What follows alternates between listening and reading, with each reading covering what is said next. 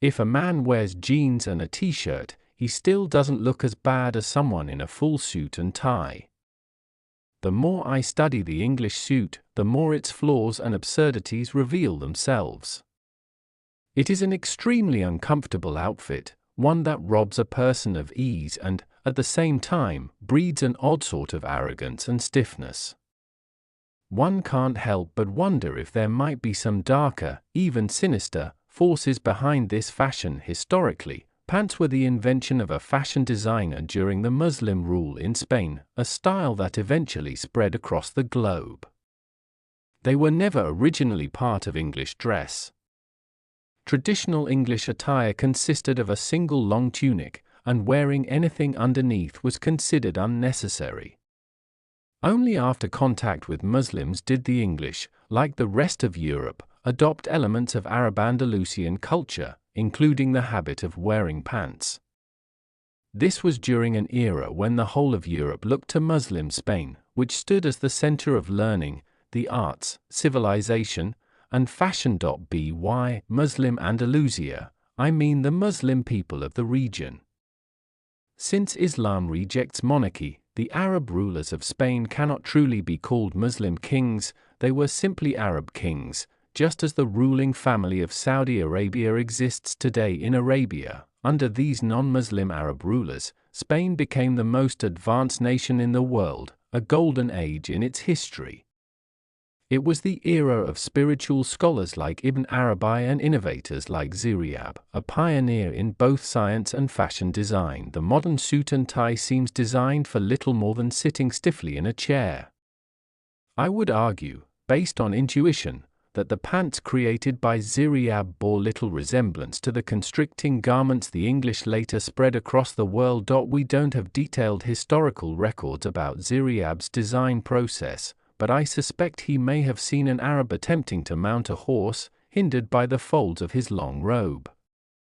Perhaps he shortened the robe and devised an early version of the pants and shirt ensemble. Such riding trousers, logically, would have resembled modern jeans or loose trousers, unlike today's tight-fitting pants, which have no real connection to horseback riding. The tie and coat have their own story. We know that coats, and the constant nose wiping that comes with them, are a practical necessity for the English, given the perpetual rain and cold of their climate. The overcoat and the long, reddened nose became a sort of English trademark. When they ventured into warmer lands, overcoats were impractical. Out of this adjustment came the short coat and pants. The tie, I suspect, was added as a symbolic nod to their abandoned faith, a subtle cross around the neck, thus keeping the clergy appeased. This attire is more than mere clothing, it is a symbol, a uniform of an occupying, exploitative class. Wherever in the world this suit is worn, its wearers are often connected in some way to elite, extractive power. It is an inhuman outfit, one that ordinary people instinctively associate with fear and resentment.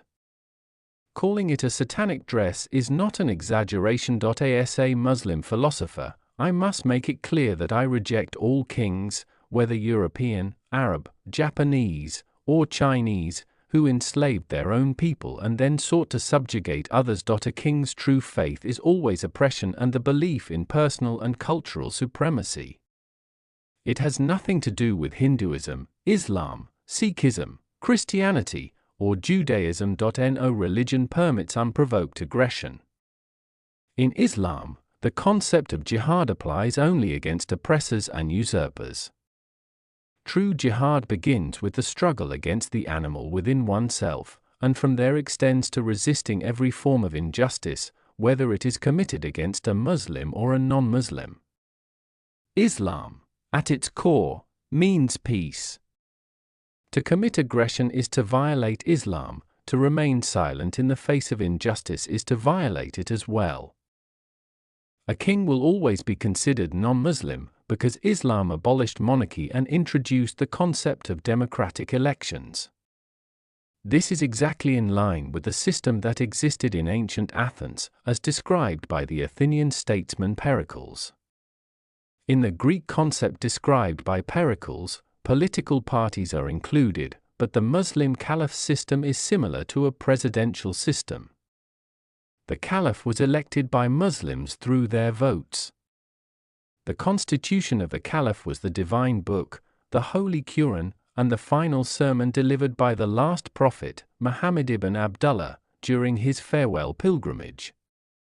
In that sermon, he summarized the message of Islam in concise words.